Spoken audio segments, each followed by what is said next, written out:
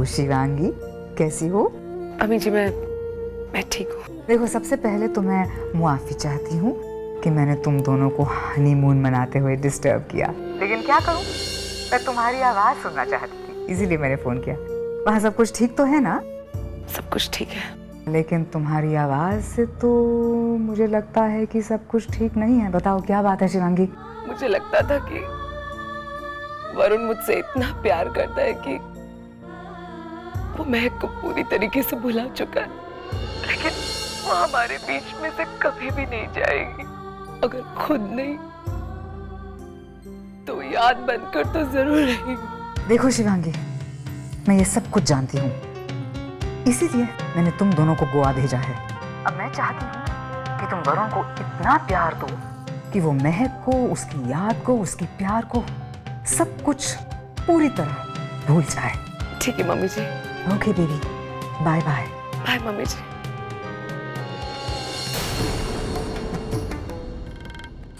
ताज्जुब होता है वसु, जब तुम उन चीजों के बारे में बात करती हो जिनका तुम्हें कोई तजुर्बा नहीं है। रिश्तों को बनाने की बात कर रही हो। देखो रितिका, मैं तुम्हारे रिश्तों में दखल अंदाजी नहीं करती हूँ, और मैं चाहती हूँ कि तुम मेरे रिश्तों में दखल अंदाजी मत करो।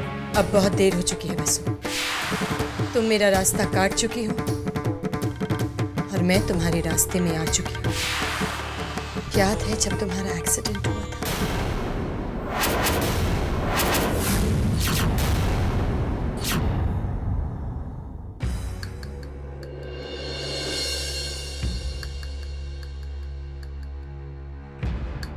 बड़े अफसोस के साथ कहना पड़ रहा है कि आप कभी भी मां नहीं बन पाओगी।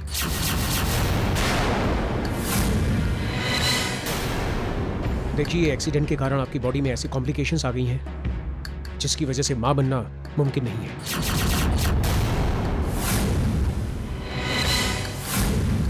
ऐसा नहीं है कि चमत्कार नहीं होते हैं, पर जहां तक मेडिकल साइंस का सवाल है,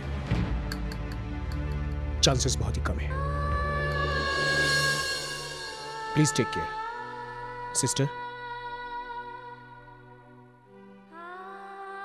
वसु, वसु रो मत प्लीज। देखो देखो सब ठीक हो जाएगा। और फिर डॉक्टर ने भी तो कहा है कि चमत्कार होते हैं। कुछ नहीं ठीक होगा रितिका, कोई चमत्कार नहीं होगा। मैं ललित को क्या कहूंगी? मां कभी नहीं बन सकूंगी। ऐसे हिम्मत हारने से काम नहीं बनेगा, हम कोई ना कोई रास्ता जरूर निकाल लेंगे। वसु, वसु एक रास्ता है। मैं प्रेग्नेंट हूं और मेरे पेट में जुड़वा बच्चे हैं। जब तक मेरी डिलीवरी नहीं हो जाती तुम मेरे साथ रुक जाओ, और डिलीवरी के बाद एक बच्चा लेकर तुम चली जाना। किसी को कुछ पता नहीं चलेगा। तुम्हें ललित को भी बताने की कोई जरूरत नहीं है। रितिका, मैं ये तुम्हारा एहसान मैं कभी नहीं भूलूंगी।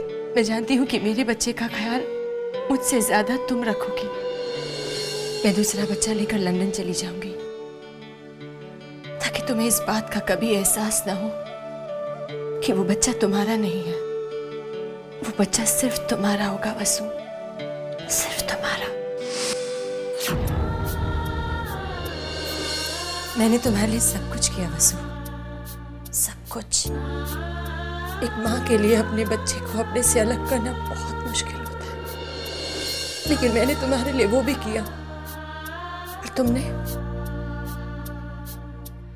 तुमने बदले में मुझे क्या दिया वसु? मेरे बच्चे की खबर देना तो दूर, तुम मेरे बच्चे को लेकर यहाँ चली आई, कोई खबर नहीं थी। तुमने ये भी बताना जरूरी नहीं समझा कि वो जिंदा है या मर गया। मैंने बहन के फर्ज को निभाने के लिए माँ के फर्ज को भुला दिया, लेकिन तुम तो इंसानियत का फर्ज भी नहीं निभा पाई। मैं तुम्हें कभी माफ नहीं करूंगी वसु, कभी नहीं।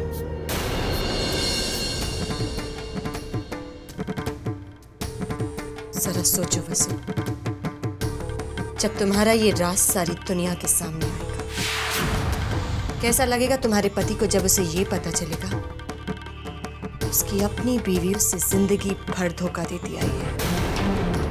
क्या करेगा वो तुम्हारे साथ? हो सकता है कि वो तुम्हें इस घर से बाहर निकाल दे। और ये जो हमेशा तुम अपना सर ऊंचा करके चलती हो ना, ये हमेशा हमेशा के लिए झुक जाएगा बस। इसलिए डरो,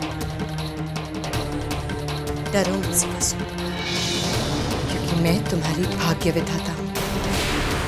तुम्हारी किस्मत में आगे क्या होगा ये मेरे हाथ में है।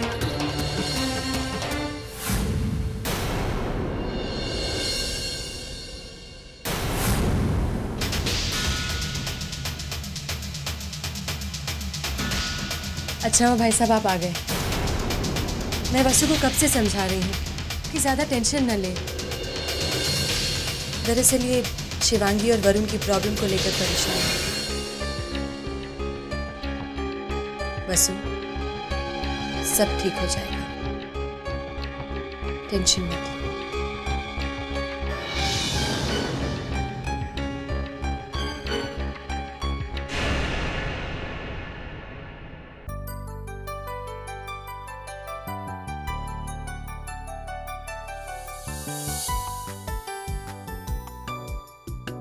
क्या कर रही हो रोशन? मैं अलार्म सेट कर रहा हूँ 5 जनवरी शुक्रवार रात 7:30 बजे का। क्यों?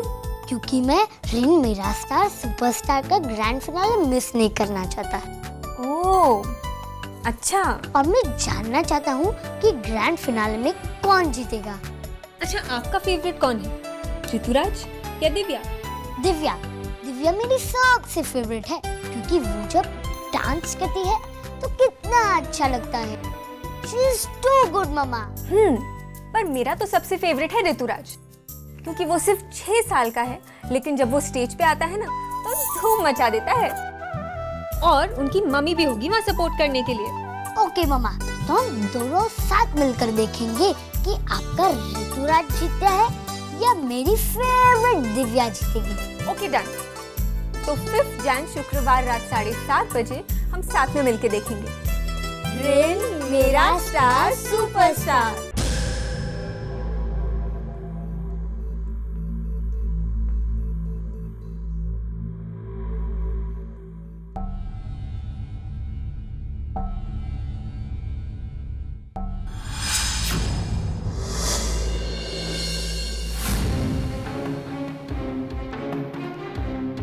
आज तुम्हारे स्केल की आखिरी तारीख है, क्योंकि आज मैं तुम्हें सबके सामने बेनकाब कर दूंगा।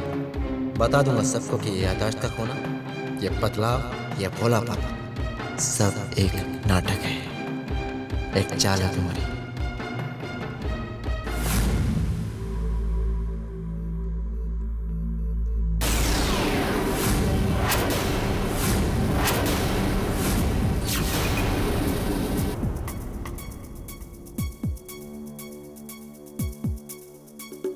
सुजल, तुम यहाँ? क्यों? मैं यहाँ पर नहीं आ सकता? नहीं, ऐसी कोई बात नहीं। अब देखो ना, मैं कब से वकील साहब को यहाँ बैठकर इंतजार कर रहा हूँ, लेकिन वो आए नहीं। लगता है किसी काम में फंस गया हूँ मैं, और मुझे लगता है अब इंतजार करने का कोई फायदा नहीं है। ठीक है।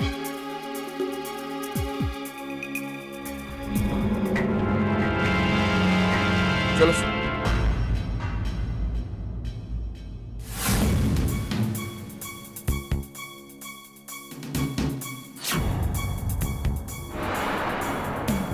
Mom, thank you so much. आपने सही टाइम पे मुझे फोन करके बता दिया कि सुजल मेरा पीछा कर रहा है, वरना आज तो पकड़ जाता।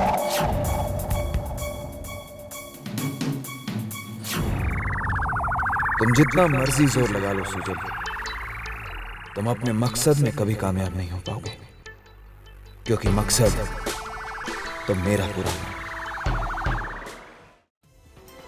अब मैं चाहती हूँ कि तुम वरुण को इतना प्यार दो कि वो महक को, उसकी याद को, उसके प्यार को पूरी तरह भूल जाए।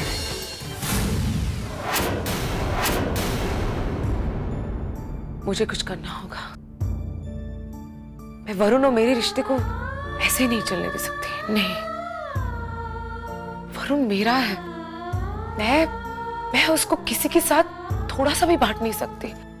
नहीं, कभी नहीं। ऋषि, कोई ना कोई रास्ता तो जरूर निकलेगा और ये प्रोजेक्ट दोबारा हमें मिलेगा।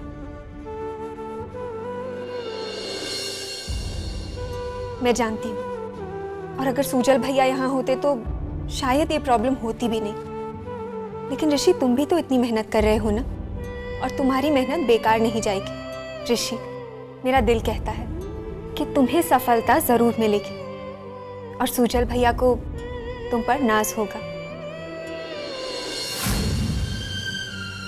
ये प्रोजेक्ट अगर सुजल के लिए इतना जरूरी है तो मुझे सुजल के लिए इस प्रोजेक्ट को हासिल करना होगा।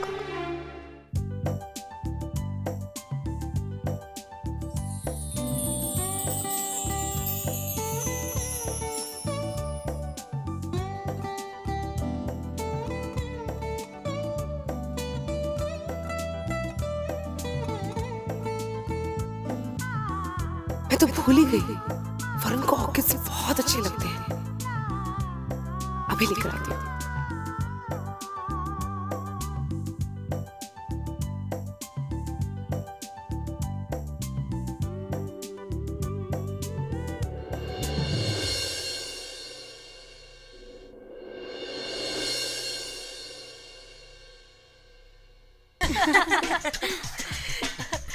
अच्छा अलीशा, क्या प्लान है? तुम तो कह रही थी हम ट्रैकिंग पे जाएंगे। जब अलीशा ने कहा है कि हम ट्रैकिंग जाएंगे तो इसका मतलब हम ट्रैकिंग जाएंगे। और अभी तो आएंगे ही। जब मैं बुलाऊंगी तो अभी को तो आना ही पड़ेगा। अच्छा, लेकिन वो तो उस दिन भी पार्टी में आने वाले थे, लेकिन आए नहीं, तो अब क्या गारंटी है कि वो आएंगे? वैसे मैंने सुना है आजकल वो किसी और के साथ दिखाई देने लगे हैं। उन दोनों के बीच में ऐसा कुछ नहीं है, समझी तुम? रहने दो अलीशा, तुम्हारे ऐसा कहने से कि उन दोनों के बीच में कुछ नहीं है, कुछ नहीं होने वाला। और ऐसा ना हो तुम्हें खबर ही ना लगे और तुम्हारे प्यार को कोई और ले उड़े। अभी को मुझसे कोई नहीं छीन सकता। तुम तो जानती ही हो, अलीशा ने बचपन से जिस भी चीज को चाहा है उसे हासिल तो किया ही है। और अगर वो लड़की कशिश ये सोचती है कि वो मेरे और अभी के बीच में आ जाएगी, तो उसे कैसे हैंडल करना है इसका प्लान भी अलीशा के पास है।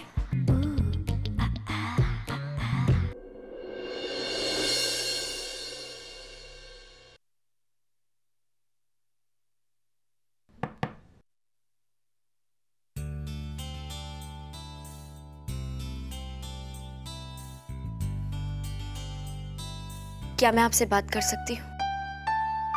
जी हाँ, लेकिन वहां पर खड़े होके नहीं, प्लीज अंदर आइए। थैंक्स।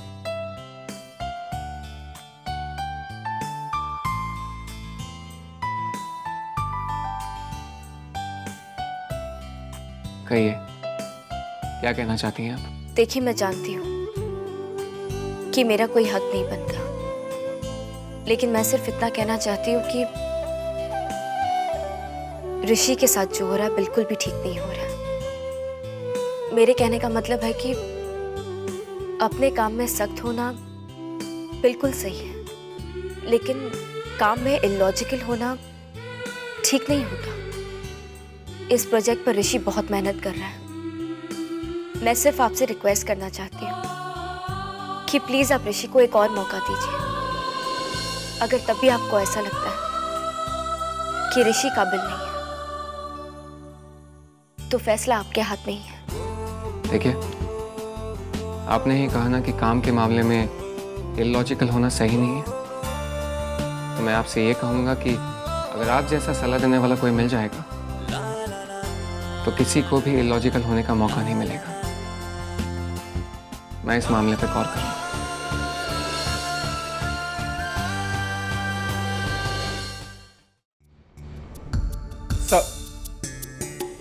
सर, ये कशिश है। कशिश, ये हमारे सर। सर, वो कैफेटेरिया प्रोजेक्ट के बारे में कुछ डिस्कस करने के लिए आई थी।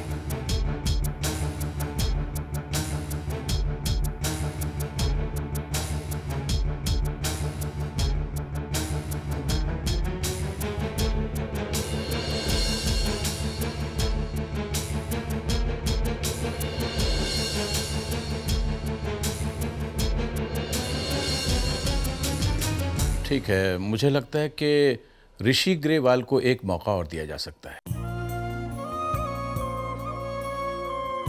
इनफैक्ट मैं सोच रहा था कि हम लोग एक ट्रैकिंग प्रोग्राम ऑर्गेनाइज कर रहे हैं। आप लोग उसकी केटरिंग कीजिए। इस बहाने हमें आपका काम देखने का मौका भी मिल जाएगा और नेवल बेस पर जो कैफेटेरिया के कॉन्ट्रैक्ट की बात है उस पर फैसला और भी आसान हो जाएगा। ठीक है सर, जैसा आप कहें। मैं तैयारियां शुरू कर देती हूँ। थैंक्स। अब मैं चलती हूँ।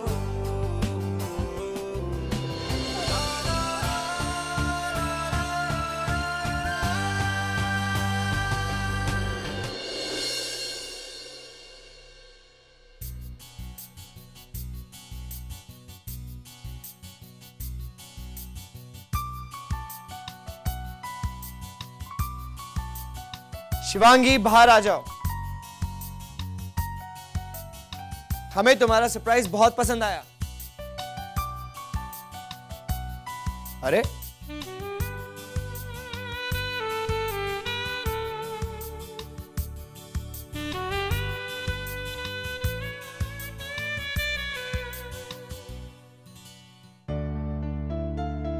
रिसेप्शन से पूछते हैं। Hello hello, reception.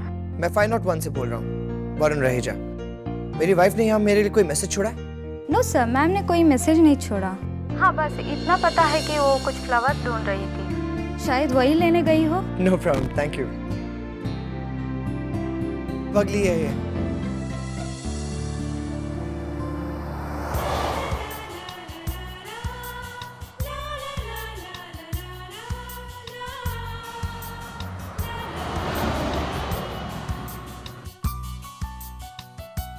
अगर ऐसे बैठा रहा तो उसकी चिंता होती रहेगी,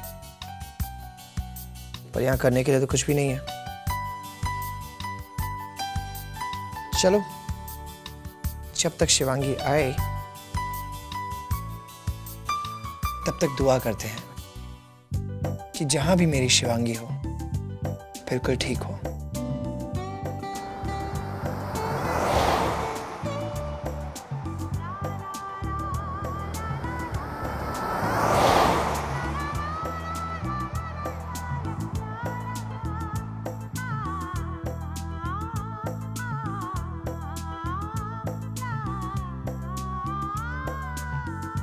अब हमारे बीच कोई नहीं आएगा वरुण, तुम और मैं, बस।